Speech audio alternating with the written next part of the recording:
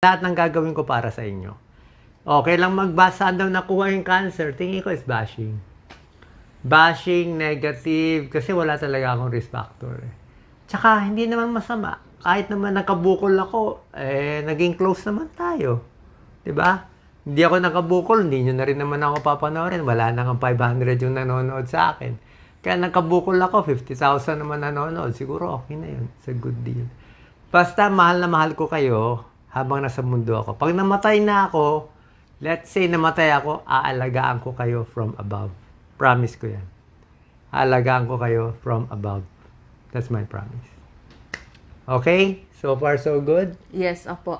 Doon naman po, naging journey natin to. So, kailangan aware tayo kung may lahi po tayo ng cancer sa pamilya. So, maganda po, magpapa-check up tayo. Kaya doon po pumapasok yung ating blood test, yung ating